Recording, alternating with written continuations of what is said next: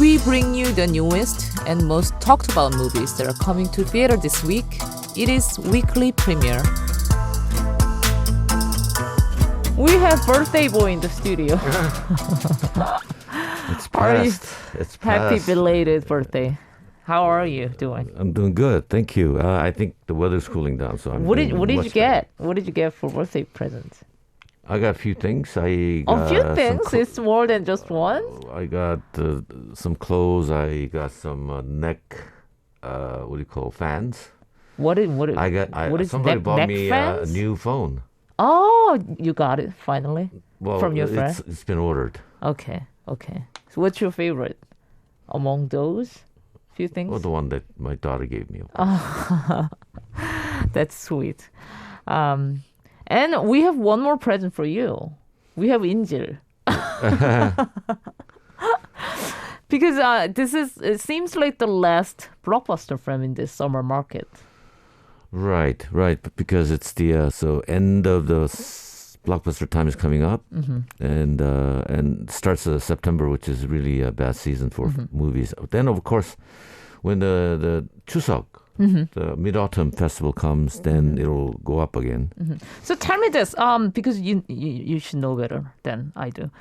What's the biggest market for Korean film industry? Is it summer or Christmas? They're similar. Similar. But thing Okay. is, winter market is a little bit better because during summer people go on vacations and things like that. I see. And also, winter vacation is a little bit longer, so Then what about like 설날 and 추석? it's always good. And depending on how many days you get off, because it's different every year. Is it different from American market? Of course, definitely. And their biggest market should be summer, I guess, definitely. or Halloween. You see a lot of the blockbusters open in May, actually. I see. In So it starts with summer the break. US. Yeah. The school summer break. I see. That's So interesting. it's a little different everywhere. And also, as you know, all the scary movies and horror films open during summer in Korea. Whereas elsewhere, I think they don't really care. Yeah. Okay, so we have two movies for this week. One Korean And we have a movie called Hostage, Missing Celebrity, and a movie called Old. by M. Night Shyamalan. Shyamalan, It's been a yes. long time since his last film. So let's start with Injil first. Because you know this project pretty well. You've been known. Well, I know the director pretty well because I've known him since year 2002, I believe. So he's been around for so long, even though this I is think his first film. he just graduated back then, and because he actually speaks very fluent Chinese. Because he's Chinese, Korean. You know what? That's what I thought, but his nationality is actually Korean. And Because I told everyone that he's Korean. I Korean. think he has ancestry. Yeah, Okay. but I don't think he's actually talking about it.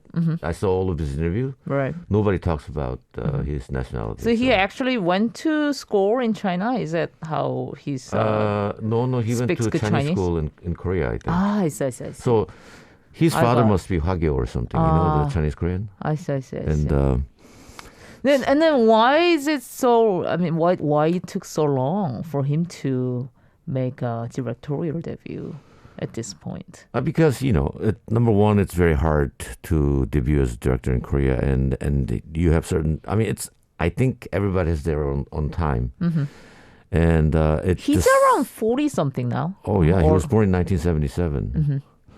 So he basically wasted the last 20 years under a couple Sure. of different producers trying to go, into production with a few things. And I think his first movie project was called Farewell to Weapons, 무기여 잘 있거라. I see. It's actually a Farewell to Arms, I think. Arms, yeah. It's a Vietnamese war film. They were trying to get off, and it didn't work out. So that took him a few years, Okay. and they moved on to another project. They couldn't do it, and then he moved on to another producer, and under him, he actually spent another 5, 6, 7 years. I mean, I think that's the tragedy of this business, Yeah. Because you just have to wait until it finally You know what they happens. say? Movies art of waiting. I mean, yeah, I'm waiting for sure, but I don't know about You know, we have like the directors that then call themselves, I'm an Olympic director. I direct Every movie 4 every year. 4 years, yeah. Yes.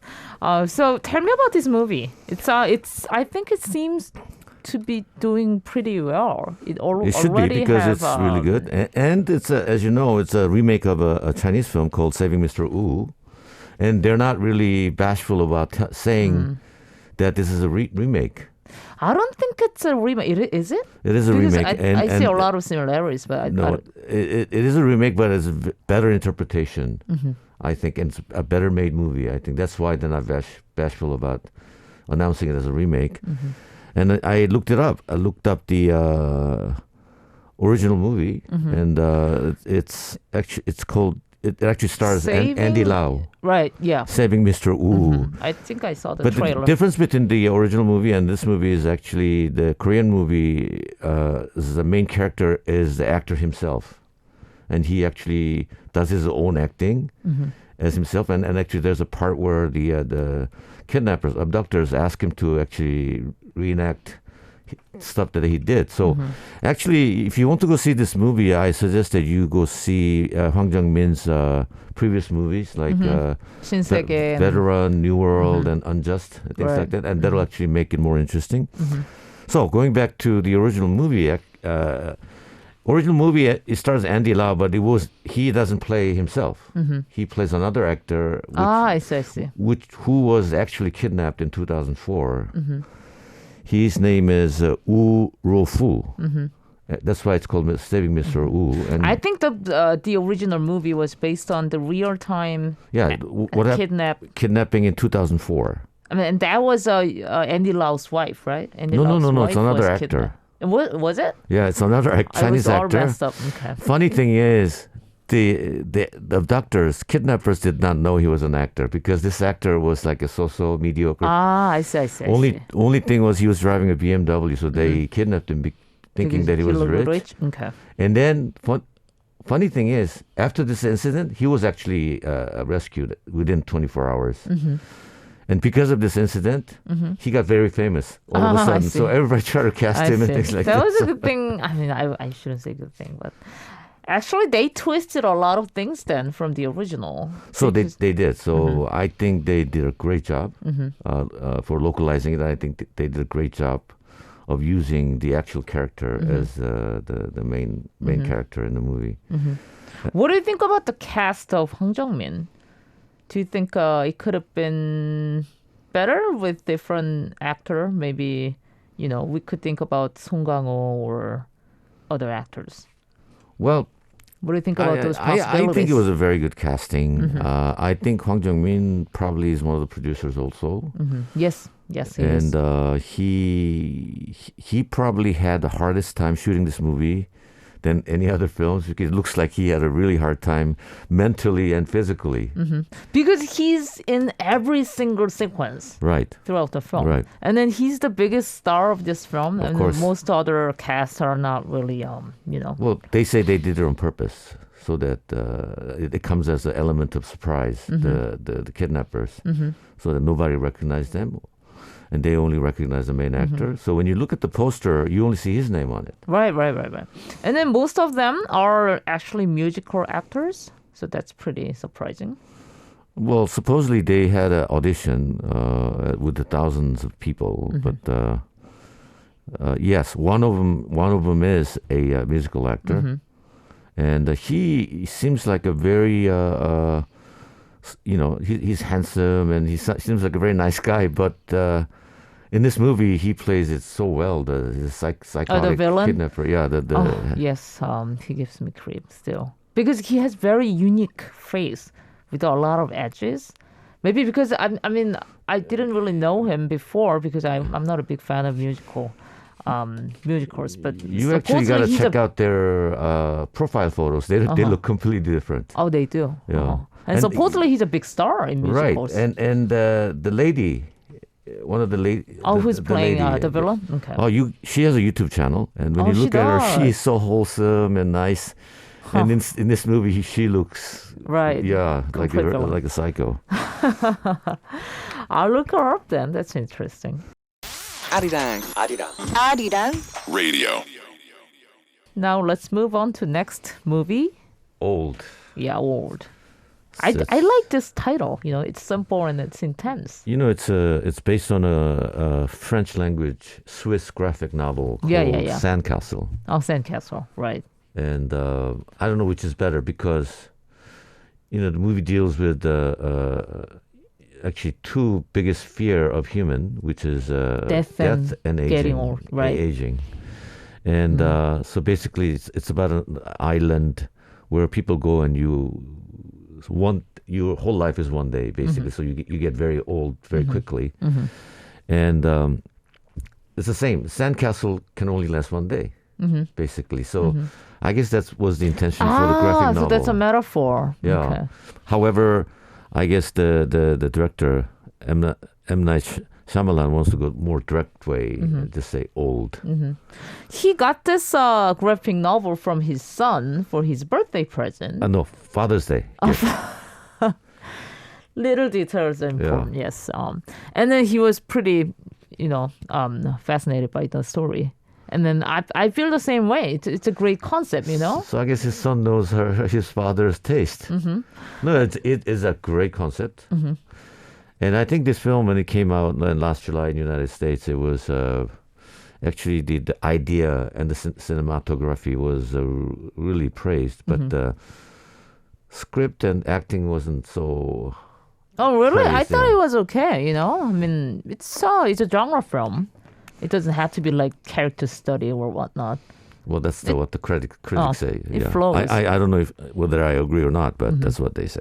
It's and then I think it's a big commercial success because it only cost like $16 million. Right, and it has so far grossed over 70 million all around the world, and Korea will add another, I don't know, a few million. I It's guess. doing well, I Yeah. think. We had a half full of theater, which is not common these days.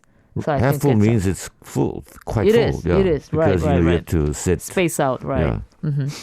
And what do you think about this director, M. Night Shyamalan? I mean, he's good and bad, right? Well, When you- his when you- big hit was a Sixth Sense, which was huge hit, and with the Oscar and all that. And then after that, he made Unbreakable, and so I guess he couldn't top what he did before. That's why he really didn't have a big hit. But he recently did a Apple TV special Oh, he called did? The Servant, and that was a pretty big hit. Oh, I see. But of course, we can't see Apple So that was before this movie or after? this? before. Oh, I see. So he's doing well then. And then he had a movie called Glass. Yes, that's 3-4 years No, ago. 2019. Yeah, I think I saw it. Yes, I don't know if you saw Split and The Visit. I did. How were they? James McAvoy. I didn't hate it as much as others did, but Really, other people hate it. I recall. Yeah, that's what I recall. But I think this is Old is the most commercial of all of them, all of his recent films. But yeah, he worked with the same guy who did the music for Servant. Who I listened to some of the music from the Servant. It's quite good. And actually, he used the same guy for the for Old. Okay, and it's the same cinematographer from Glass. Correct. I mean, he has his highs and lows, but I think it's just admirable. He's so consistent with his genre, horror and thriller. Well, yes and no. I was thinking maybe his next movie he might want to change his genre to see how he will do. Oh, yes, actually, he made a comedy film before. He That did? was his second movie, right? With Rosie O'Donnell. I don't think it Was it any did good? well. I don't remember. I don't think I saw it. No, maybe a more action-oriented film with this kind of twist would be pretty good. Why do you think Korean audiences like horror films so much? No, they It's like to always be favorable, I think. actually stimulated mentally. I think more so than anybody else.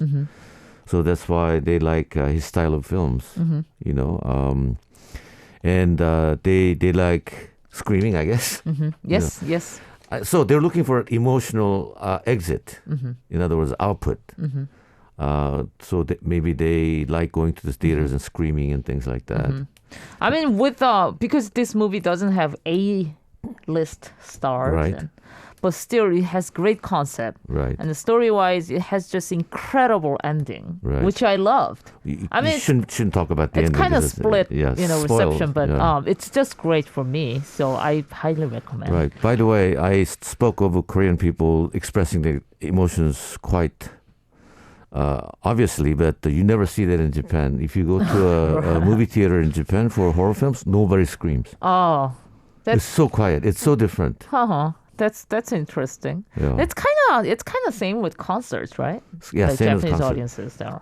The Korean audiences are best when it comes to horror films and Yeah, so you have to music understand the concerts. cultural difference because Japanese people do not want to be a burden to other people. That's why they don't want to make any noise.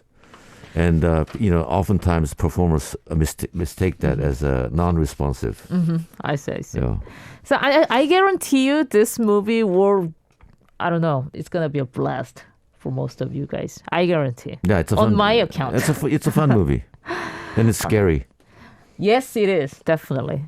Thank you, Jonathan, and I hope you have a great birthday party, which is remaining.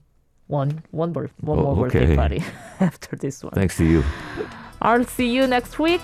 Thank you for coming in. Bye, everyone. You just listened to Weekly Premiere. We'll be back with exciting new movie next week. So please come back.